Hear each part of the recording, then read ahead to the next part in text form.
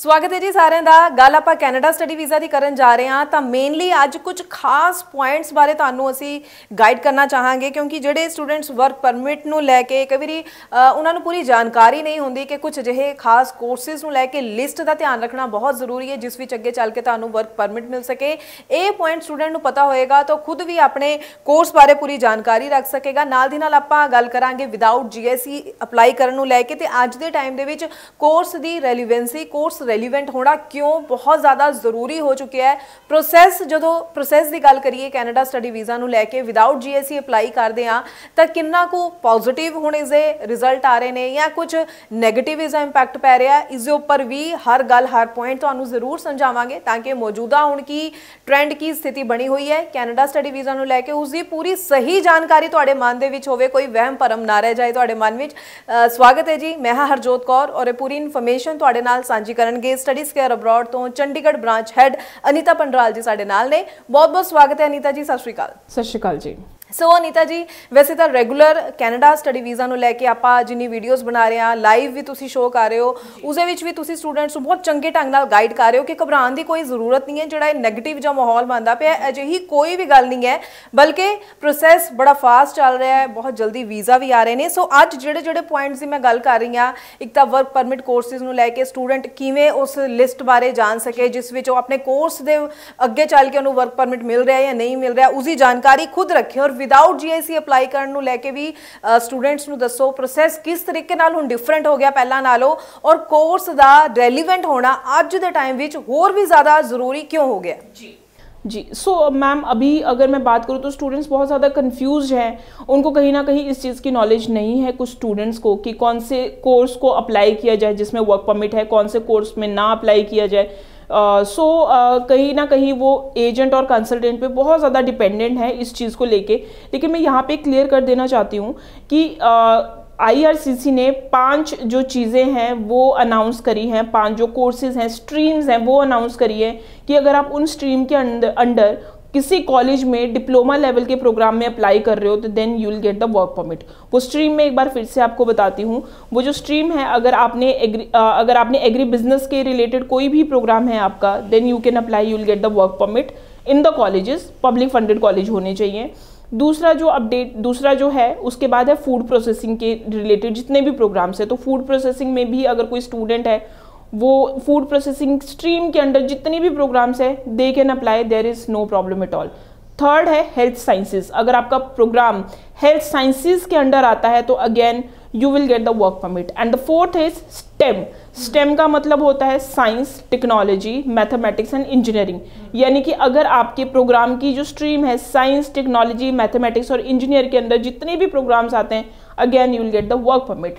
And the last is food transportation, तो अगर कोई भी आपका प्रोग्राम है which is related to the transportation या उसकी जो स्ट्रीम है वो ट्रांसपोर्टेशन के अंडर आती है तो again you will get the work permit. अब स्टूडेंट्स के लिए ये देख पाना बहुत ज़्यादा मुश्किल होता है कि वो कैसे पता चलाएं कि ये वाला जो हमारा प्रोग्राम है मैं IT में तो अप्लाई कर लूँ लेकिन ये क्या IT स्ट्रीम के अंदर आता है नहीं आता, तो उसके लिए भी मैं क्लैरिटी देना चाहती हूँ। बहुत सारे कॉलेजेस हैं जो कि अपनी लिस्ट बना रहे हैं अभी, जिन्होंने अपनी कुछ कॉलेजेस की लिस्ट कंप्लीट हो चुकी है कि ये आपके जो जितने भी मैंने आपको स्ट्रीम्स बताई, एग्री बिजनेस है, हेल्थ साइंसेज है, फूड प्रोसेसिंग है या फिर ट्रांसपोर्टेशन है या फिर स्टेम है, उन्होंने अपनी इस 5 स्ट्रीम के अंडर उन्होंने अपनी जो कोर्स लिस्ट है वो रिलीज़ कर दी है। कुछ colleges are working on it, तो जो कॉलेजेस हैं जिन्होंने ऑलरेडी अपनी जो कोर्स लिस्ट है वो रिलीज़ कर दी है मैं उनके नाम आपको बता देती हूँ, जैसे कि कैनेडा कॉलेज है, सेंटिनल कॉलेज है, कॉनेस्टोगा कॉलेज है। उसके अलावा और भी काफ़ी सारे कॉलेजेस हैं जिन्होंने अपनी जो वर्क परमिट वाली जो लिस्ट है वो अपनी रिलीज़ कर दी और उन्होंने बिल्कुल मेंशन कर दिया कि इस पर्टिकुलर प्रोग्राम में ये पर्टिकुलर प्रोग्राम इस स्ट्रीम के अंदर आता है and student will get the work permit. So अगर आप कॉलेज में अंडर ग्रेजुएट डिप्लोमा या पोस्ट ग्रेजुएट डिप्लोमा में अप्लाई कर रहे हैं तो मेक श्योर इन्हीं स्ट्रीम के अंदर अप्लाई करें।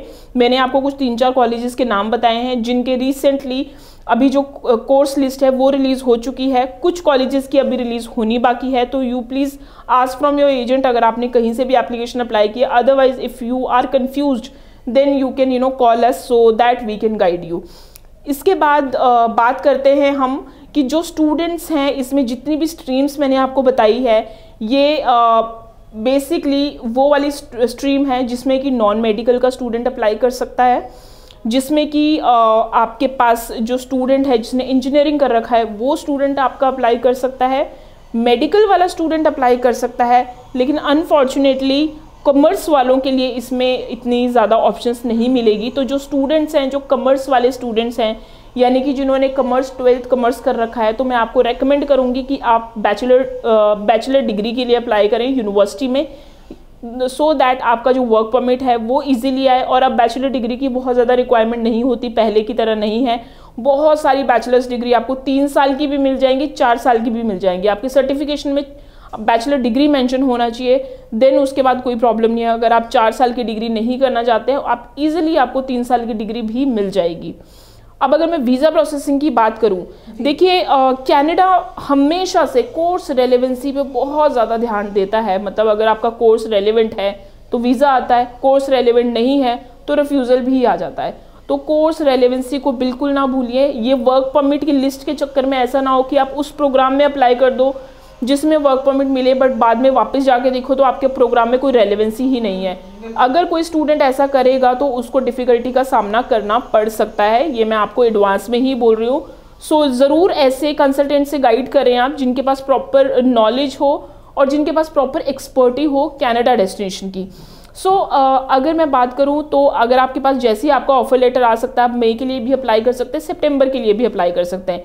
मई के लिए जैसे आप अप्लाई करेंगे, मेरी रिकमेंडेशन ये है कि आप 1 साल की फ़ीस के साथ जाएं। आपकी 1 साल की जो फीस है वो 10 से 11 लाख के करीब होगी। GIC no problem, there is no problem at all. GIC की कोई रिक्वायरमेंट नहीं है, आप विदाउट GIC अप्लाई कर सकते हो। यानी कि आपने अपने सिर्फ 1 साल की ट्यूशन फीस पे करी और दूसरा जो पैसा है वो आपने फ़ंड शो कर दिए।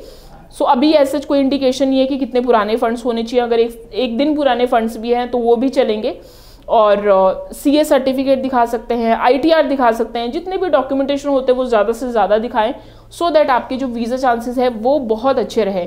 अब इस चीज़ में एक गलती बिल्कुल ना करें। बहुत सारे स्टूडेंट्स मैंने देखे वो इन्फ्लुएंस हो जाते हैं पैकेज सिस्टम के लिए। पैकेज सिस्टम के लिए स्टूडेंट तब इन्फ्लुएंस होते थे जब उनको लगता था कि कोई बात नहीं, हमारा कोई लॉस नहीं है, वीज़ा जितने भी पैसे हमने तो वीज़ा लगने के बाद ही देने।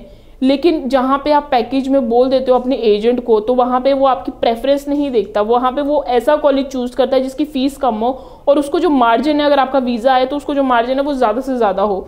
तो वो कहीं ना कहीं अब उसको एक बिज़नेस तरीके से लेगा और उसको आपके करियर के तरीके से कंपैरेटिवली थोड़ा कम लेगा। तो वैसे ही अब तो कनाडा में जो फ़ीस है वैसे भी उन्होंने उतनी ही फिल करनी है आपकी फ़ीस, क्योंकि now there is no compulsion की GIC आपने पेमेंट करनी है नहीं करनी है।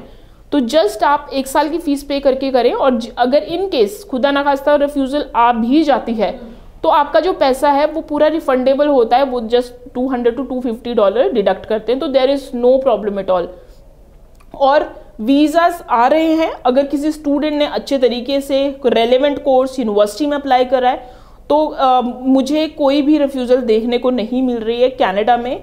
तो कनाडा की जो मार्केट है कंपैरेटिवली स्ट्रॉन्ग है, बट सिर्फ उन स्टूडेंट्स के लिए जिन्होंने तरीके से अपनी जो प्रोफाइल की असेसमेंट करवाई है, शॉर्ट लिस्टिंग कराई है और जिनकी जो वीज़ा फाइल है वो बहुत तरीके से लगी, उनके लिए पॉजिटिव है। जिन्होंने कोर्स रेलिवेंट नहीं लिया, कोई भी कॉलेज अप्लाई कर लिया, उनके लिए फिर भी डाइसी है। तो सोच समझ के अप्लाई करें, there is no problem at all. Canada की मार्केट बिल्कुल पॉजिटिव है अभी उन सारे जेन्युइन स्टूडेंट्स के लिए।